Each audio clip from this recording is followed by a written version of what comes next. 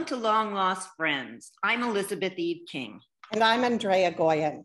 We used to do comedy together, Elizabeth and I, a long time ago. We lost touch. And recently we found each other again and discovered that I'm a painter, performer, writer, Pilates teacher, animal lover, and biologist. I'm a painter, performer, writer, Pilates teacher, animal lover, and well, okay, I'm not a biologist, but we're long lost friends. And we are also both speculative fiction writers. My work has appeared in Metastellar magazine. Metastellar, for those of you who don't know, is an online magazine that publishes original science fiction, horror, and fantasy. There's a link below in your YouTube. So today we're thrilled because we've got, once again, Art Brown joining us for a segment. Art is a screenwriter, producer, and showrunner. He has worked for DreamWorks, where he was the showrunner for DreamWorks' Dragon Race to the Edge. He's worked for Mattel, Spin Master, a lot of other companies, and he's written a lot of screenplays. He's working on some incredible projects right now, and we would like to welcome Art. And today, we would like to talk to you, Art, about what it's like to adapt a novel into a screenplay. And I know you've done one recently, and we'd love to hear all about it. Sure. It's good to be here, you guys. Yeah, adapting a novel is interesting because a lot of times, a novel is a very internal medium. Talking about, you get the character talking about how he or her is feeling inside, and it's very internal, and screenplays are very visual. It's very external medium. And so a lot of times with adapting, you have to change the A story, you swap the A story and the B story, because a lot of times in novels, the B story is going to be a little bit more visual than the A story. It's going to be a little bit more external. And there's sometimes when the germs of the story are there, the outline of the story are there, the character's there, but you need to make it more contemporary. So for instance, the book that I recently adapted was a book called The Autobiography of Santa Claus. And I read this book. My manager represents the writer. It's a New York Times bestseller. It's been around for a while, but people have had difficulty sort of cracking it and making it work in today's world. And I read it and I fell in love with it. It's just this really cool book. It sort of talks about how Saint Nick became Saint Nick. And it sort of goes from the 15 or 1600s to the late 20th century. I think it finishes up in sometime in the 60s or 70s. But what's cool about it is it breaks all it sort of flips the idea of Santa on its head. He's a real guy. He became this saint. He his main power was that he became immortal, and anybody who helped him would become immortal along with him. And what's cool about it is that the helpers weren't elves. The helpers were other famous people throughout history who decided to join his cause and help him bring joy to the world and bring toys. And whether it was Attila the Hun, or who they ran into when they were traveling, who was going to kill him, and he talked him out of killing him because he said he could tell he was a really gentle soul inside, and he realized he was, so he left the killing so he could go be a helper, a Santa's helper. Leonardo da Vinci, Ben Franklin, all these people throughout history, King Arthur, that would just come along and join the thing. And as soon as they joined, they too would become immortal. And their powers were such that they could travel a little bit faster, except when there was war going on. When there was war, it diminished their powers and they weren't able to move around. And so what they did is, as they grabbed all these as they sort of gathered all their helpers together, they initially were giving food, because kids were poor, food and shoes and stuff like that. And then it slowly evolved into toys especially during the tougher times, the tougher wars where kids, they decided it was Santa's wife that he met that said, you know, we should be doing something different and doing toys. And what they did was they didn't have that Santa traveled all over the world himself, like in a sleigh. He didn't have a sleigh. They all took different parts of the world and they all dressed in this garb. So they were all Santa Clauses on the same day. So that's why it appeared as if it was him going everywhere. And things like the sleigh only happened because of the poem Twas the Night Before Christmas was written that said he had flying reindeer. And they're like, now that became a huge thing. How the hell are we going to get flying reindeer? We don't have flying reindeer. So it's this kind of fun take on it. So I decided I needed to do something and make it contemporary. And so I made it a father-daughter story where the dad is in the armed forces, and he's been gone for a lot of his daughter's life, and she's 10, and the mom passed away in an accident a year ago, and he's moved out to Seattle, and he works 2 weeks on, 2 weeks off up in the northern border in Border Patrol on helicopter, and they find a guy on an iceberg in a Santa outfit while they're patrolling, who says he's Santa Claus. And they think he's nuts. So it's a little bit of Miracle on 34th Street meets Night at the Museum with these characters, because the movie literally opens with Leonardo da Vinci and Ben Franklin trying to figure out how exactly they're going to make reindeer fly. And so you have this fun story, but it really becomes, this guy says, if I can prove to myself that I'm who I say I am, and I'm going to introduce you to people along the way, will you stand up for me so I don't get, you know, deported or locked up or wherever they're going to send him? And what happens is this journey brings him and his daughter together because they don't really know each other. So it's really a father-daughter story coming together. And what you find out towards the end of the second act is he hasn't been there to prove himself to this guy at all. He's been there interviewing him because he needs someone to take over for him because he's ready to retire. So you have this guy who didn't believe in Santa Claus, who doesn't, because he's a war guy, he's a military guy.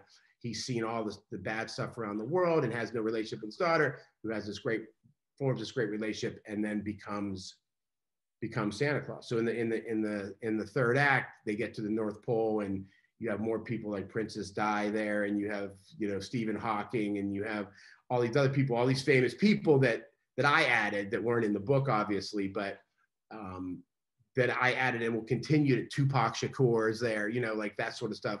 So it's sort of a franchise of movies where you can make it into, because he doesn't become Santa Claus till the third act. So in the sequel, I see him in his first full year of Santa Claus, how you go about doing that. But it's a really cool, but the book itself was just this sort of historical retelling of coming to America when the Mayflower came over, and how they brought Christmas here because they didn't want it, and they had different ways of celebrating and all this weird stuff. And it's just really a fascinating book, but it took too long and it was too broad of a time period. So you had to sort of wrangle your arms around it and also make it contemporary. So I took from the book the characters and the ideas of how they worked and who the helpers were and what their goals were. And then I transferred it over to a contemporary story that wasn't there before. So is that the only novel that you have adapted, Art, or have you adapted other novels? That's the only, I'm trying to think if I've adapted. Or stories, short stories, or anything else that you've had to adapt, per se? Yeah, I mean, I've written a couple stories based on true people, true beings. You know, I wrote a movie called that I am just finishing a rewrite on, that I have Appian Way attached to, Leonardo DiCaprio's company.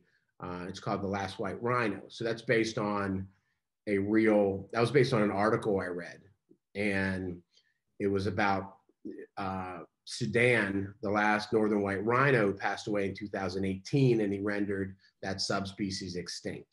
And his life was really interesting. He had been taken as a young pup, rhino pup, and grew up in a Czechoslovakian circus and a zoo. And then later in his life, when they realized he was the last male white rhino, the African government went and got him and brought him back, and he was under 24/7 guard the rest of his life. But he passed away, and he didn't have any offspring. So it literally, and I remember seeing this picture of this gorgeous, you guys probably remember, it was on the cover of Time, Nat Geo, and just, you know, you hear about the animals going extinct, but there's something about seeing this beautiful, huge beast that you can't wrap your head around. And they're vegetarians, and they're good to humans, and all this stuff. And it just hit me so hard. And a friend of mine had brought it to me, who's my producing partner on it, a guy named Mark Taylor. And I was just like, this needs to be done, and we need a way to tell it. So I decided to tell it in a way that was sort of Lion King meets Big Fish. So it's sort of Sudan at the end of his life, going back over his life, trying to figure out these beings called humans, and trying to become, in African spirituality, to become an ancestor, which means you live on and you affect people that's still down on the earth. You have to live your life well. You have to live a good life. And there are certain things that you do to make sure you do that. So it became a story about him. His father gets taken and killed, and he's sort of on his own, and he's the last white rhino, and he's trying to do the best he can to live his best life, even in the face of all these forces that are out to get him, and that are out to poach and do all these naughty things, and still keeping it as a family movie, because it's a heavy topic. So how do you make it so it's still fun, but it also resonates? So that I adapted from an article. And how does it end? It ends, well, I mean, it ends at the end of his life. You know, he ends up, what I created, there's a group of women in South Africa called the Black Mambas. And I had read up on them.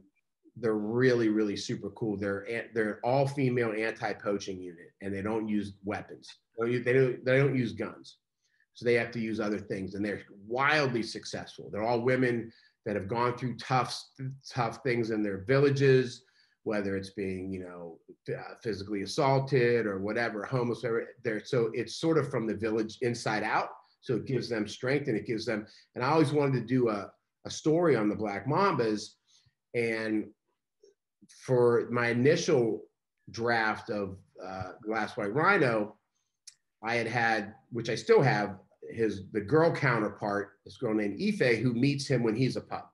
And so she's sort of, when his dad gets taken, they get taken to, her father they own a reserve for injured animals, and her mom's, I changed it later to her mom's the head of the Black Mambas. So she is this girl who grows up with Sudan. He's on the reserve for a little while, then he escapes from there because he's trying to find his dad, and then he gets taken, and then she's trying to find him over the course of a number of years, and he's trying to stay alive and continue to live his best life, even under the worst of circumstances. So she and the Mambas, she then becomes the leader of the Mambas herself, and she ends up going in a sort of Navy SEAL type way and rescuing him from the circus. Actually, I just wrote this really, really cool action scene this morning, the scene where they go in and get him, and coming in, parachuting in, paratroopers, and coming in, and it'll be animated, but it'll either be animated or a hybrid. But is it different writing for an animation than a live action in that case? Because not really. You know, the biggest thing when you write for animation is there has to be a reason for it to be animated in most cases. Like why, like you always go, should this be animated? So for example, talking animals is a good reason, right? because, you know, but even like with the new Lion King, that was photo real animation, right? And they talked too. So even talking animals that's one thing, but you still want it to have something else. You still want it to have some sort of magic to it, you know, not like, you know, overly magic, but for instance, because in my research, looking through the ideas of African spirituality, because my mother was from Brazil, so she was very, very spiritual, and I grew up with that stuff, and I believe in it. And looking through African spirituality, the way they approach it, the way it sort of revolves around everyone's lives, and it's so pertinent to how they live their lives. I threaded through some stuff that his mom is watching over him, and she's sort of guiding him. So whether it's a dream that he has with her, or it's some wind kicking up at a certain point when he feels her, whether it's him looking up at the stars and seeing something in the sky, I just peppered through stuff that was grounded, because I wanted it to be grounded in reality, but stuff that was real, that was magical in a way, that let him know that there were people looking out for him, that were cheering him on. And so then the very end of the movie, when he passes, one of his best friends is a dog named Morgan, which is my dog's name. So she made the cut. So he meets Morgan on the reserve when he's being nurtured back to health by Ife and her family. And Morgan sort of owns the place, shows him around. You know, that's sort of the real fun part of the movie. Rides on his back, shows him how to splash in the pool, how to lounge on the chaise lounges, all that sort of stuff. But Morgan talks to him about the Rainbow Bridge and how in the canine world, we too have something like you have in your rhino world, but it's just for canines. So don't think about it, buddy. It's a canine thing only, and only if you achieve good boy status. Like, that's the key. You got good boy status. So at the end of the movie, actually, because, you know, it's hard for an animated movie, you know, seeing your character die on screen is not necessarily a great thing for a family movie. So being aware of that, even though it's animated, as opposed to seeing him die, I have all the people that he's affected in his life come and see him sort of at the end of his life, from the bad people to the good people you wouldn't expect to show up. And then I just cut to him running through this beautiful field, and we see him in the afterlife, and he runs and runs and runs, and there's Morgan sitting at the beginning of this bridge, and he says, you achieved it, buddy. You achieved good boy status. So he takes him over the bridge to where he then gets reunited with his dad, and he meets his mother for the first time, because his mom died giving birth to him. So he never knew her. He only knows from the stories. So you made me teary, Art, so it's working. It's a really beautiful ending. But that ending came from it being animated and saying, because in an earlier draft, I just had him pass away with these people around him and stuff. But then once I put the magic in there, once I put the spirituality in there, that it felt natural to have him reunite. It felt natural and show that there's promise, and also to show what's reality, because Sedan, in actuality, in death, has done way more than he did in life. In the real world, there's an International Day of Remembrance for him every year. Google on that day did the whole Google Doodle for Sedan. So he's affected people. He is actually an ancestor. He really is, and he's affecting people more in life. So it was really apropos for that movie. So it kind of worked out. Very cool. Beautiful. So are you still working on that now? I am, because it's one of those things. Remember, I told you, I spoke to this earlier, that, this was a script that I had done. We already had these guys attached. We were going out with it. And then I wanted to do a rewrite of it, because during the course of talking, some ideas came up, and, it's one of those moments as a writer where you're like, damn it. A good idea. Damn it. Rewrite it. So I rewrote it, and my manager, it was funny because I rewrote it, and there was this one section of the movie that just was never working properly. It was in and around him being rescued. It was in and around him making sure that he was involved in his rescue, that he wasn't just a passenger. And it was a very difficult thing to sort of work through. And we kind of, I think everybody sort of just kind of like blew it off. It's like we knew it was there, but nobody wanted to touch it. And so this was like a couple of weeks ago. I thought I was doing page notes with my manager, and he called me and he goes, you know, and I was like, oh boy. And he says that, you know, but he said, listen, I was reading it again this morning, was going to give you page notes. And I had a thought now, and we got to this point because of this prior rewrite, right? Sometimes you don't see something, it's not as prescient because it's not sticking out as much because you haven't changed the rest of the script. So we did a rewrite to make the rest of the script better, which then shined a light on this part that said, we got to fix this. We got to fix it. And so again, I immediately, as opposed to that, you know, of course I have the feeling, but I also was like, you're right. And that's a good idea. Now let's spitball what's the best way to approach it. So yeah, so I've been working on that rewrite for the last few weeks, and I will finish it tomorrow. I have one more scene to work on, but I wrote the rescue today, which was really cool.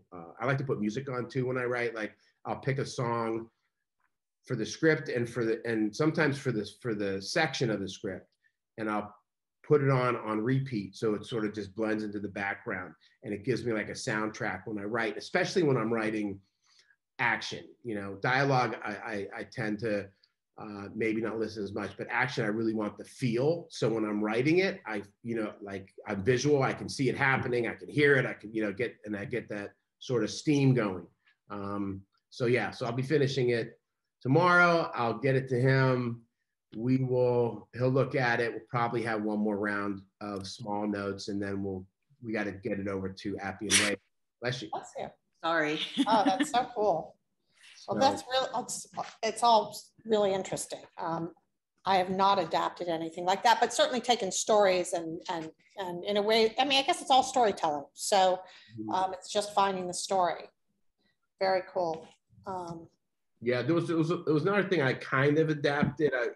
I'll tell this real quick, but it was a series I wrote that years ago, probably 25 years ago, that I'm still working on today because it keeps coming back. It was a series called Juvie. It was like Oz for kids, like it's centered around juvenile detention facilities. And the idea was that they get out, so it's got to have hope. It's got to have. So it was an interesting.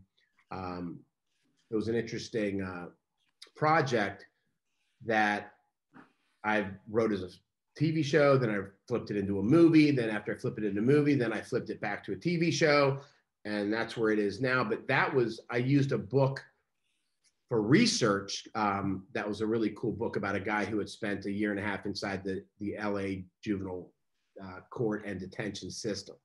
And I was able to, using that sort of that piece of nonfiction, was able to pull stories, pull characters, pull situations, pull that sort of stuff out of that. So that was interesting. Cool. Thank you so much. That sounds really good. Well, yeah, I think you both got us a little teary and we want to see the movie. That's a great, I love your White Rhino story. I'm gonna think about him in Doggy Heaven because that's much easier. I have another one I'll tell you about, and then another segment I think that Andrea was talking about that I did a trailer for called Yoshi, which is also based on a true story. Yeah, we'll talk about that next time we see you. Yeah. So. Okay, we'll talk about that. And as always, we want to end with the best thing we learned this week. So I'm going to start. I'll be a little personal this time too. I am going to be painting a mural in a science museum. And the idea I have is to paint big cracks through all the walls. So it really looks like cracks. so you can see into different biomes, whether it's forest or sky or underwater. And we're also going to use glow-in-the-dark paint, so when the museum gets dark, you can see all the luminescent creatures that really exist. That's cool. So I'm kind of excited. That's cool. That's very cool. And my exciting thing is that I'm going to go visit her when she does it and help. Yes. Because it's not far from LA. So it's right. It's in Ventura. It's, in fact, it's on Steve McQueen's old property. Really? Yeah. So maybe the ghost of Steve McQueen will be going around going, it's not cool enough. Put some goggles on the monsters or something. Put them on a motorcycle. They're not cool. Right. It's got to be a motorcycle. I know. It does, huh? Yeah. Maybe I could put a dinosaur on a motorcycle. I don't know. There you go. I learned that my friends, I just went up to Santa Barbara last weekend to visit a friend of mine who's getting divorced, and she's actually dating another friend of mine, which is really funny and wacky. Everyone's like, what? But it was like this weekend where it was old friends, people I hadn't seen, some in 6-7 years, that we keep in touch with, and people kept coming each day. And I just learned that after all these years, my friends are still the most hysterical people on the planet. And we laughed our asses off we had a little routine going because my one friend said he couldn't sleep without his sleep fan. And so we started, this whole routine was, do you mean like a fan, like a person who cheers you on while you sleep? And we ran, like he's got a beer and a hot dog and he's going, you're doing great, man. You're killing it. You're killing it right now. You're sleeping like crazy. And so it was pretty out there and wacky, but it was one of those things that we started at the beginning of the weekend, and we were still milking it through the third or fourth day. So that was pretty cool. Very funny. Very funny. Pat's hysterical. So thank you so much for joining us. And thank you also both to Metastellar and the amazing Maria and Alex Korolov, who you don't see, but they host, direct, and edit Long Lost Friends for us. Thank you so much. Such a great job. Thank you, guys. Thank you, guys. Thanks, everyone. We hope you enjoy our show as much as we enjoyed taping it. So we'll see you soon. Yep. Bye. See you soon. Bye.